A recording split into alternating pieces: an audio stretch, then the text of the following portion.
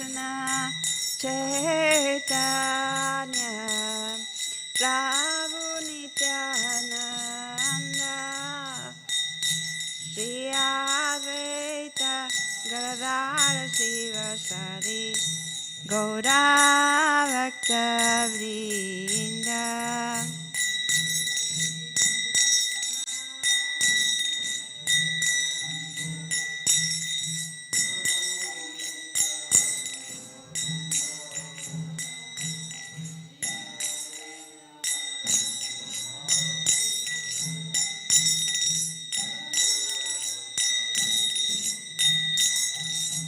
Shri Krishna Chaitanya Prabhu Nityananda Shri Advaita Gadadhara Sivasari Gaura Bhakta Vrinda.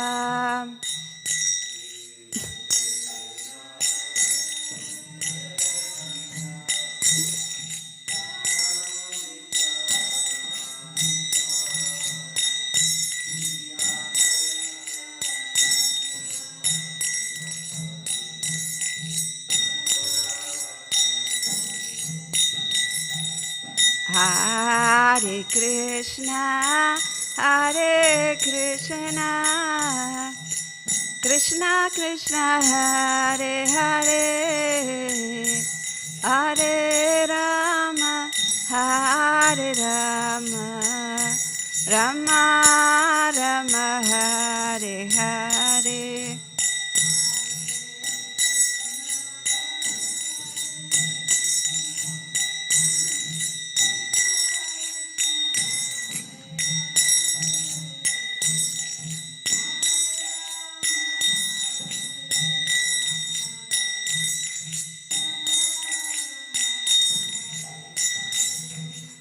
Hare Krishna, Hare Krishna, Krishna Krishna, Hare Hare, Hare Rama, Hare Rama, Rama Rama, Hare Hare.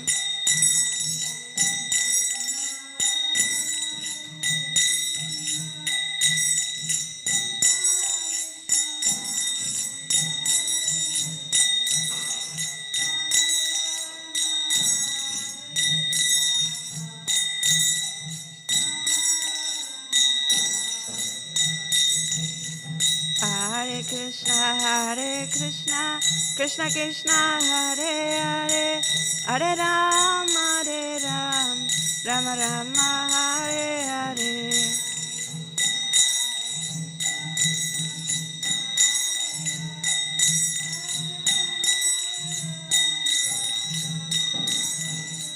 Hare Krishna, Krishna Krishna, Hare Hare, Hare Rama, Rama Rama, Hare Hare.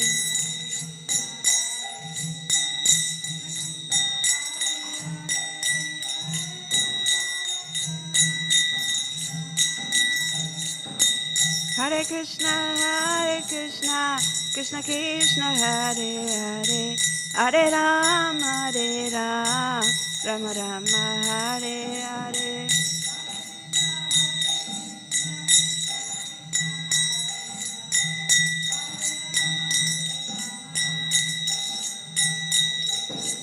Hare Krishna, Krishna Krishna, Hare Hare, Hare Rama, Rama Rama, Hare Hare.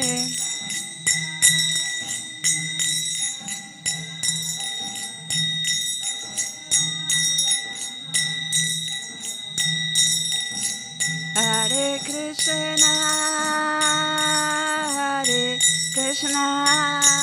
Krishna Krishna, Hare Hare, Hare Rama, Rama Rama, Hare Hare.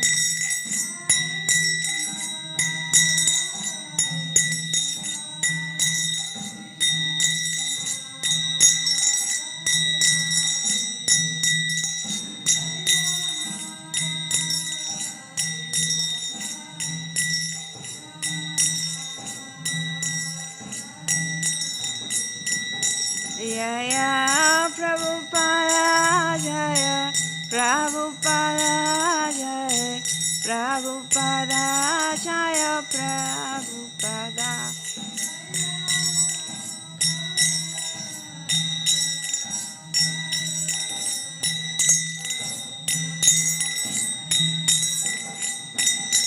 Jaya Gauranita, Jaya Gauranita, Jaya Gauranita, Jaya Gauranita.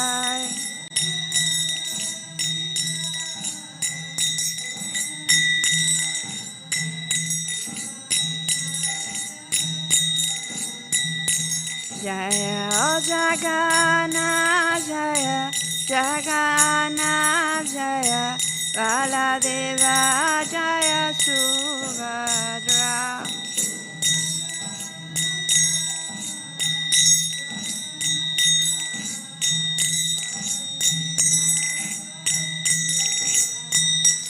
Jaya Radha Vallabha, Radha Vallabha, Radhe.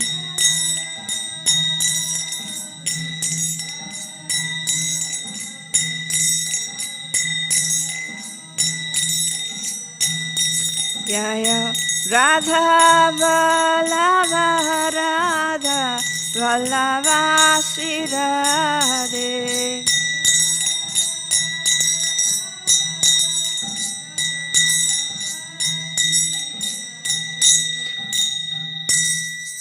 Jai Śrīla Prabhupada ki jai, Grantara Śrīmad Bhāgavatam ki jai, Gaura Premanandi, Hari Hari Om.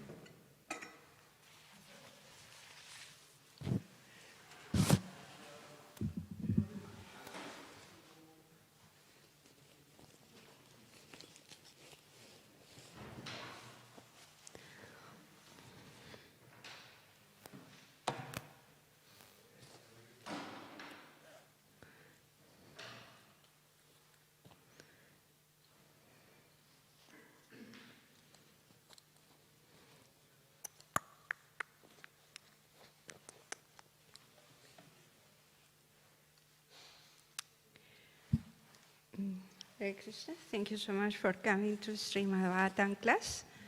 Today we will continue with our studies. Today is Canto 9, text, chapter 15, text 16 on the board. Om Namo Bhagavate Vasudevaya. Om Namo Bhagavate Vasudevaya.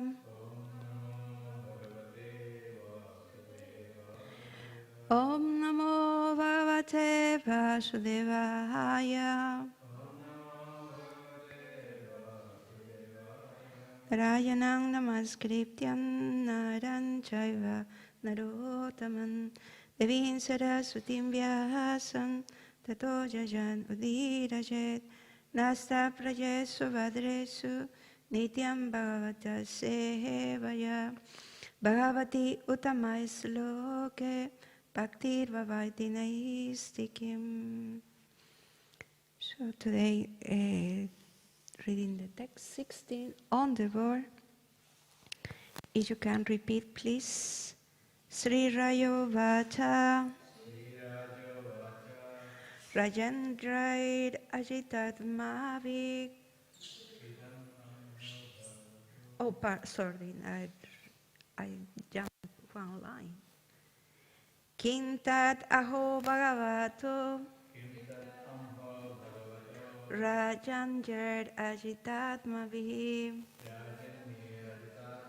Kirtanjena Kulang Nastam Kshatriyanan Avilakshnasa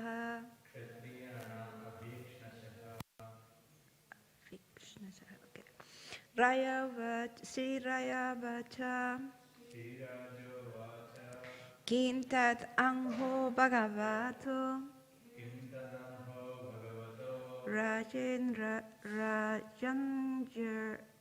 Rajanyar Rajanjir id ajitatmavihi Kritanjena kulang nastam Kshatriyanam avikshana. You can repeat, please. Shirayavacha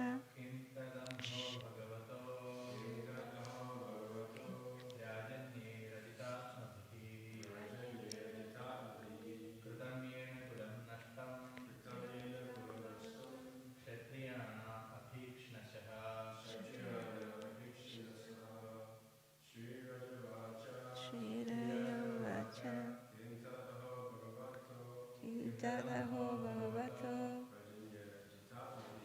Rajendranaritadvihi Kritanjena Puranasta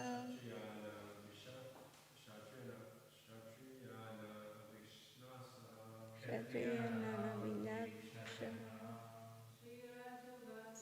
Shirayavacha Kintadaho Bhagavato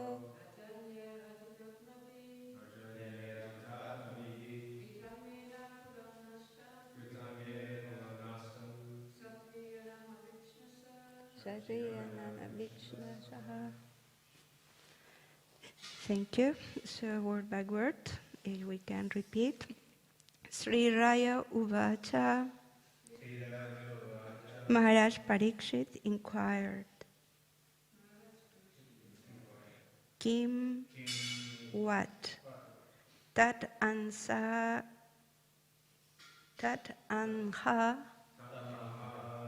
that offense, Bhagavatam, unto the Supreme Personality of Godhead. Rajanyahe, by the royal family. Ajita Atmavi, who could not control their senses and thus were degraded. Kritam, which has been done. Jena, by which. Kulam, the dynasty. Nastam, was annihilated. Kshatriyanam, of the royal family. Avikshnasaha, again and again. Translation. King Parikshit inquired from Sukadeva Goswami, what was the offense that the Kshatriyas, who could not control their senses, committed before Lord Parasuram, the incarnation of the Supreme Personality of Godhead, for which the Lord annihilated the Kshatriya dynasty again and again? So it doesn't have purport, so we can continue with text 17 to 19. So the translation. Sukadeva Goswami said, the best of the Kshatriyas, Kartavirya Arjuna, the king of the Haihayas, received 1,000 arms by worshipping Dattatreya, the plenary expansion of the Supreme Personality of Godhead, Narayana. He also became undefeatable by enemies and received unobstructed sensory power, beauty, influence, strength, fame, and the mystic power by which to achieve all the perfections of yoga, such as anima and lagima. Thus, having become fully opulent, he roamed around the universe without opposition, just like the wind. Text 20. Once, while enjoying in the water of the river Narmada, the puffed-up Kartavirya Arjuna, surrounded by beautiful women and garlanded with a garland of victory, stopped the flow of the water with his arms. Text 21. Because Kartavirya made the water flow in the opposite direction, the camp of Ravana, which was set up on the bank of the Narmada near the city of Mahishmati, was inundated. This was unbearable for the 10-headed Ravana, who considered himself a great hero and could not tolerate Kartavirya Arjuna's power. Small purport. Ravana was out touring again victories. Ravana was out touring to gain victory over other countries, Digvijay, and he had camped in the bank of the Narmada River near the city of Mahishmati. So if you don't mind, I'll continue reading until text 24. Text 22. When Ravana attempted to insult Kartavirya Arjuna in the presence of the women and thus offended him, Kartavirya Arjuna easily arrested Ravana and put him in custody in the city of Mahishmati, just as one captured a monkey and then released him neglectfully. Text 23. Once, while Kartavirya Arjuna was wandering and engaged in the solitary forest and hunting, he approached the residence of Jamadagni. Purport. Again, a small purport. Kartavirya Arjuna has no business going to the residence of Jamadagni, but because he was puffed up by his extraordinary power, he went there and offended Parasuram. This was the prelude to his being killed by Parasuram for his offensive act. Text 24. The sage Jamadagni, who was engaged in great austerity in the forest, received the king very well, along with the king's soldiers, ministers, and carriers. He supplied all the necessities to worship this guest, for he possessed a Kamadhenu cow that was able to supply everything. Purport by His Divine Grace, of Bhaktivedanta Swami Srila Prabhupada. The Brahma Samhita inform us that the spiritual world, and especially the planet Goloka Vrindavan, where Krishna lives, is full of Surabhi cows. Surabhir Avi Palayantan. The Surabhi cows is also called Kamadhenu. Although Jamadagni possessed only one Kamadhenu, he was able to get from it everything desirable. Thus, he was able to receive the king, along with the king's great number of followers, ministers, soldiers, animals, and palanquin carriers. When we speak of a king, we understand that he is accompanied by many followers. Jamadagni was able to receive all the king's followers properly, and feed them sumptuously with food prepared in ghee. The king was astonished at how opulent Jamadagni was because of possessing only one cow, and therefore he became envious of the great sage. This was the beginning of his offense. Parasuram, the incarnation of the Supreme Personality of Godhead, killed Kartavirya Arjuna because Kartavirya Arjuna was too proud. One may possess unusual opulence in this material world, but if one becomes puffed up and acts whimsically, he will be punished by the Supreme Personality of Godhead. This is the lesson to learn from this story, in which Parasuram became angry at Kartavirya Arjuna and killed him and rid the entire world of the Kshatriyas 21 times.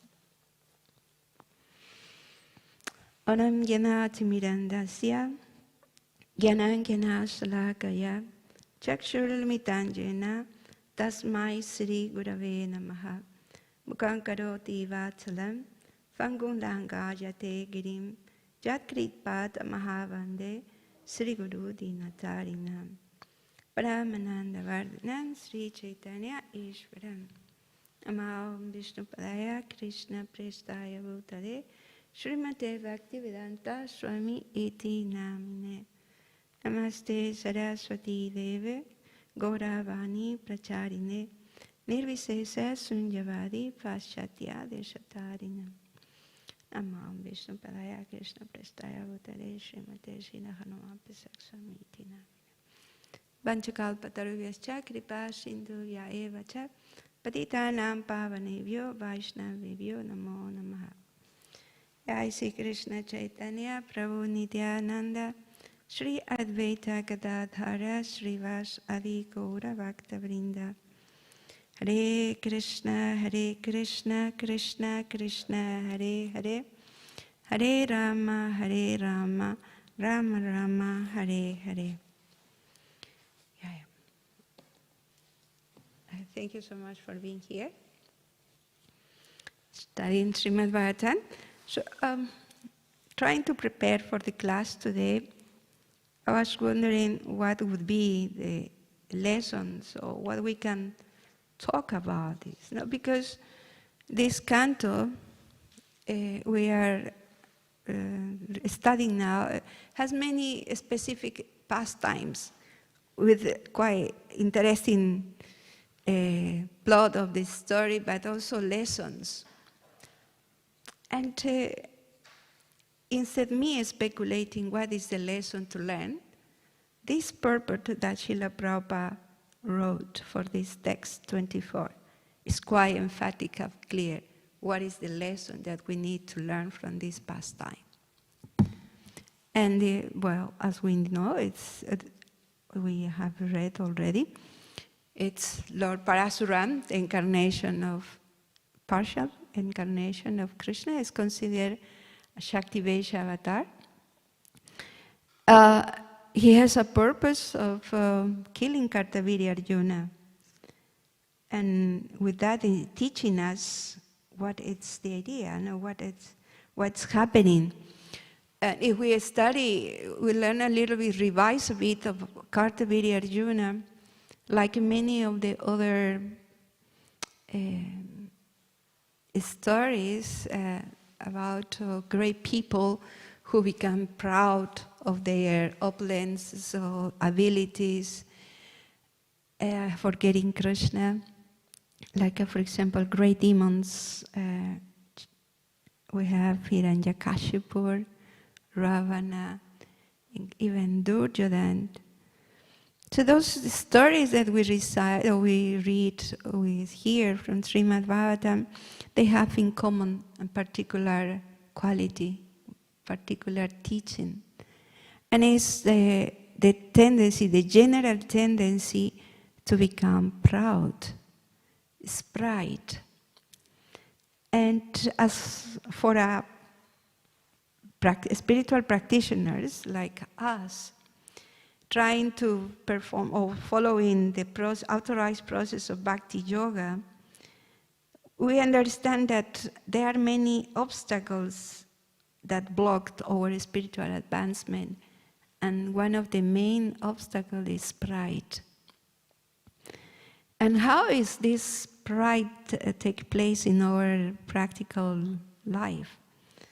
Well, here, for example, in the past time in Kartavirya Arjuna, perhaps if we put things in a scale, compared to our reality, it's easy to imagine that a person who has a lot of arms, a lot of power, beauty, knowledge, how is described here about the Kartavirya Arjuna's qualities. And it's easy for him we can understand, he became very proud, because compared to us, what all other capacities or abilities that he has, it makes sense. No? If we, as I say, we put in a scale. But we will not have perhaps 1,000 arms like Kartavirya Arjuna, or the power of mystic yoga mystic powers that he had. So, but how that reflects to us at our level? Many times we are victims of our own so-called abilities, when perhaps we are able to do some activities, or we have some possessions, even status, knowledge, becoming like obstacles if we are not having proper perspective of them. Previously, we spoke about the root cause of pride. And I don't know if you remember when we were talking about pride before, what was the main root cause? Somebody remember about it? No? As Prabhupada said, I think it's in Bhagavad Gita, is in the chapter 3:27. Yeah, the root cause of pride, he said, bewildered spiritual soul. It's under the influence of the modes of nature, considering himself the doer of the activities, not understanding the real cause of the activities are the three modes of nature. So, and Prabhupada, in the purpose of that text in Bhagavad Gita, explained that the root cause of pride is forgetfulness of Krishna. So, yes, it's in 3:27, Bhagavad Gita 3:27. And so I was reading that purport, that explanation that Prabhupada gives. And the sequence, because of forgetfulness of Krishna, naturally comes the opposite aspect. We have a misconception of ourselves. If we understand or we remember Krishna constantly and acknowledging his quality, who is Krishna, so immediately, as a consequence of that, we will have proper understanding of ourselves, who we are. But if we forget Krishna, the tendency is to misunderstand or have the misconception of ourselves, who we are. So misidentification. Of course, for us, the immediate effect is misidentification with the body, the mind, and whatever is around. So based on that misconception of ourselves, then the modes of material nature take influence or have influence upon us. quite interesting yesterday in the class of Keshava Prabhu. He was explaining about the three modes of material nature, and he said something quite, well, at least for me, quite important. The importance of being aware how the three modes of material nature are influencing us. So we need to be aware of that, the influence of the three modes of nature. So that awareness, so I was pondering a bit about it. The importance of that, the awareness, constant awareness, how those elements, external elements in our surroundings are influencing us. And based on what? Because that is something that all of us, we are exposed to, we have direct experience. So how to deal with that in a positive, productive way as spiritual practitioners? So as we know, the misconception of ourselves, falsely identifying ourselves with our body or with our mind, then the influence of the external elements it will have negative effect on us, because again we are placed in a false understanding of ourselves. So based on that, whatever effect that the external elements have on us, the negative effect would be on us as well. So because again, the premise is false or negative identification of ourselves.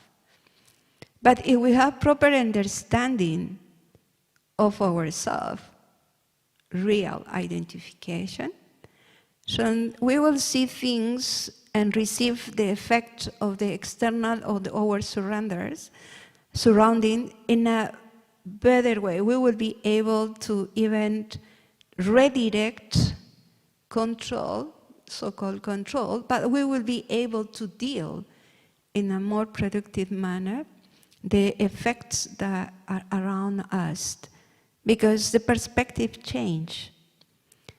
Understanding what or who is the controller of our surroundings, and what is the purpose.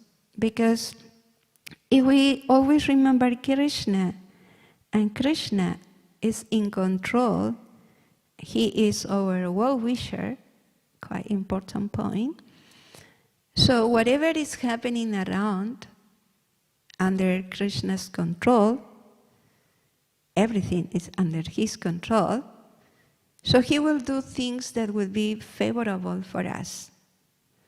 So whatever is happening, if we have that perspective, not just knowledge, but also realization of this knowledge. So whatever things happen in our external environment, the influence on us will be positive. We won't see them as an obstacle. I was listening a class of His Grace, His Holiness ISKCON Swami. It's a nice series of lectures, Language of Love. It's a recent retreat. And one of the points in the first class that he said is basically we need to learn that obstacles or problems or challenges are, we need to change the misconception about them. Obstacles actually are not obstacles if we see them as prompts for us to think in more creative way. Again, understanding that Krishna is in control, Krishna is our well-wisher. So whatever is happening has a purpose. So the purpose for us to improve, whatever Krishna is giving us, it's for our for our growth, improvement. So we won't see the obstacles as obstacles, but opportunity to grow. So if we learn to see obstacles not as obstacles, they won't be obstacles for us, and they will provide opportunity to grow.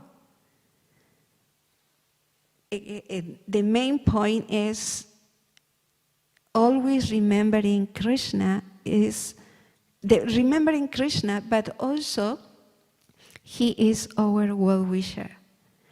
Having that, so with that in mind, constant remembrance, so we will be able to have proper understanding of ourselves, the proper perspective of what's going on, what's happening, and what is our duty about it, what we need to do.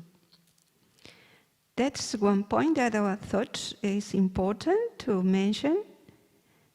And regarding this pride, because the lesson to learn, as Prabhupada said here, is how pride, it's an obstacle in our spiritual life, and definitely Krishna will make all the arrangements to that pride to be removed. So Krishna will come, perhaps not like Parasuram for us, to kill and destroy our pride, but he will probably arrange many ways how we can be, that pride on us be removed. So it's better to be aware of this. As yesterday, interestingly, Keshav Prabhu said, awareness, how the modes of nature are influencing us, that awareness. So the idea is how we can identify this internal work that we need all to do, the awareness of what's happening with us. Because the pride that can be experienced on us, if we are aware of it, mainly it's due to the influence of the mode of passion and then ignorance. If we are properly situated in goodness, it will be a kind of safe space for us to preserve ourselves to be influenced of pride, false pride. Because there is also a proper or true ideal pride when we have proper understanding of ourselves. So in that way, well, as mentioning before in previous class, the sequence of fall down due to pride, because forgetfulness of Krishna, we identify with the temporary opulences or facilities that we have that create or enhance our pride, false pride. And because of that, the modes of material nature overcome us. And due to the modes of material nature, we become arrogant, disregard the Shastras, authorities, Guru Shastra style. And due to that, disrespecting the authority, we lose discrimination. And because loss of discrimination, the natural tendency is to act sinfully. So that is quite a sequence. And how to overcome that? So I have here.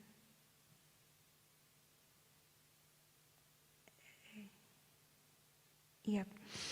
So I was trying to revise a bit Bhagavad Gita, again, chapter 3, text 27. Because that understanding of ourselves, or the misconception of ourselves, due to the forgetfulness of Krishna, the tendency again to commit mistakes, for misidentifying or misconception of who is the doer, And as we know, it's the modes of nature, Krishna using the different energies, the modes of nature. I was reading Bhaktivedanta Swami, how we can deal with that pride for spiritual practitioners. Maharaj Bhaktivedanta Swami, some tips that he mentioned,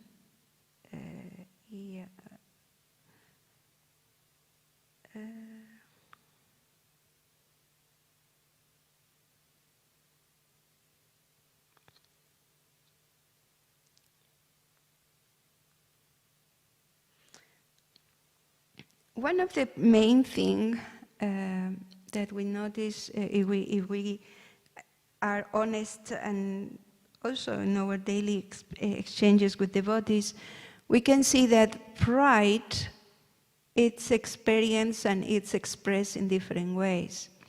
One of the main points is that whoever is proud, the tendency to be self-centered is quite prominent. And self-centered, so you see things in a based on that.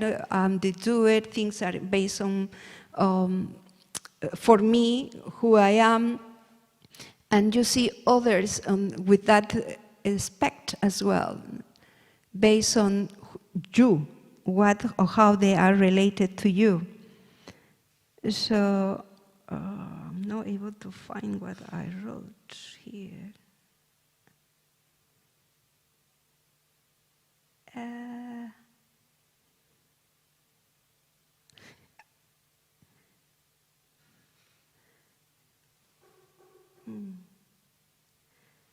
Okay.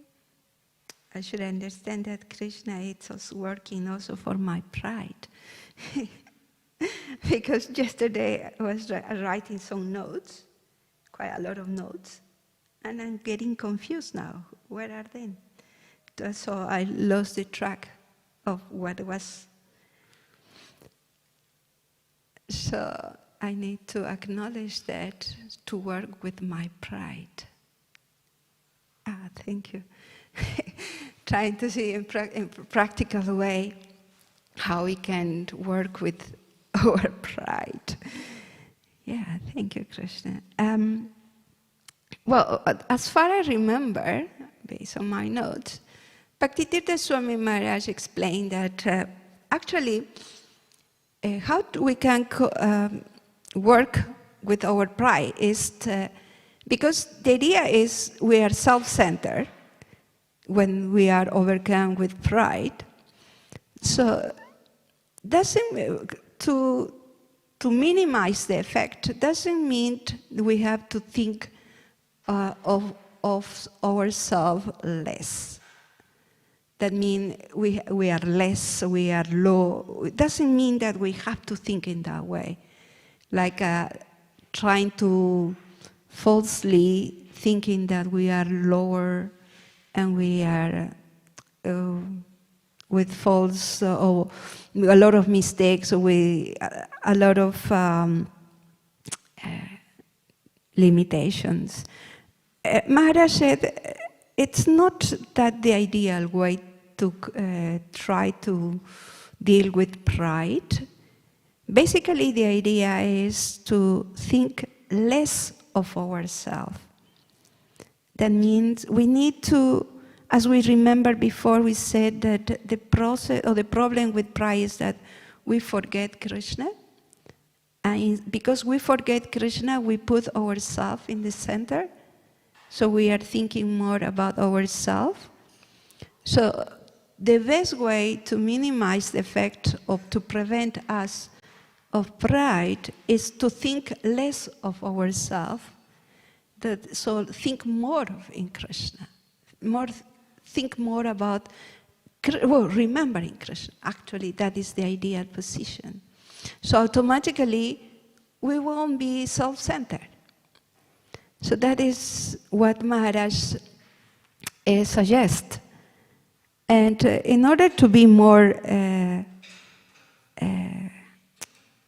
proactive, because the tendency is just to chastise ourselves. Oh, I'm very low, and when we try to or we are aware of our limitations, I have to be humble, and we just chastise ourselves. So it doesn't create a positive, durable effect. It's perhaps due to the influence of mode of nature in passion and ignorance. We also torture ourselves, and it's not a sustainable, durable effect. So the best way is replacing or engage in more productive, favorable activities. And the next tip that Maharaj gives for that is because of thinking or remembering, constant remember of Krishna, we will see others also as part or portion of Krishna, and by serving others in a more active way, we will become free from pride. I thought that was quite liberating, also quite insightful. If we have that remembrance of Krishna and see others in that perspective, belonging to Krishna, the identity and relationship with Krishna, so we will feel, if we are honest, we will feel inspired to serve them as well, based on that perspective again. Because due to many conditions, many lifetimes conditioning, the automatic tendency is to be self-centered. I mean, always we are looking what is favorable for me, how I feel, I like this, I don't like this, what is favorable and what I want. So it's kind of automaticness, even in our performance of devotion and service. That was quite revealing for me. Even in devotion and service, we use the spirituality, even knowledge, to try to feed that aspect, that tendency of self-centered tendency. So, if we have the proper perspective, awareness of Krishna, so our identity and our perception of others will impel us to act in a favorable way and be free from pride. So pride, it's not just gross weight, because it's easily to identify pride when it's expressed in a very gross way. I don't think I need to talk about it, but the subtle aspect of pride, I thought it would be something quite important to reflect upon that. And as practitioners, spiritual practicing devotees, we need to work more consciously about it, the awareness of our internal world, our internal life. Due to the dynamic nature of our activities, we are very much aware what's happening in our surroundings. What is the awareness? Well, the idea is to be aware of what's happening around, be mindful, and then you can act accordingly. But we forget, or we have been trained into be awareness of our internal world. At least I can say by experience, I haven't received training in the school or even my parents to be aware what's happening in my own internal life. It's a new thing, and we talk about Krishna consciousness. So the very word, consciousness, it's something that is giving us more light what it means. Be aware of our internal world, our consciousness, what's happening inside. because we haven't been trained to that process, the general tendency is to even misidentify what's happening inside due to false conceptions. And also because we are not understanding what's going on inside, we don't have proper training to how to deal with that. And one of the main problems or difficulties now in Kali Yuga is because lack of understanding of ourselves, of our internal world, the constant insatisfaction and suffering the people are experiencing, it's very much prominent. And in some ways, is what us spiritual or practicing devotees, we also experience in some degrees. So, I was trying to organize some points, how we can identify our internal pride. And, okay. Some tips that we can try in a way that perhaps if we want to be more successful in our spiritual practice, also if you give me some few minutes, I can share those points for us to identify our pride internally. And maybe based on that we can work.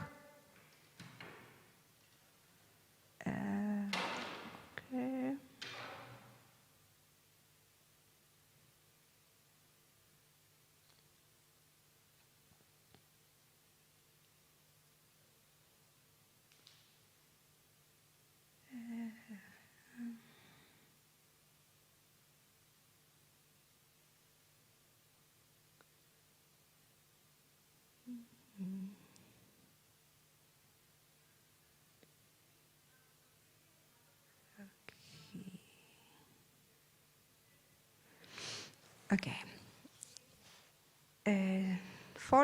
5 tips that we can try to apply. Thank you so much for your time and patience. Okay. For example, if in our daily activities, if we stop at one point, and if we think or try to analyze, I'm looking for some recognitions, if in whatever I'm doing, consciously, if we are honest, what is the motivation of our activities in our devotional service? I'm looking for some recognitions.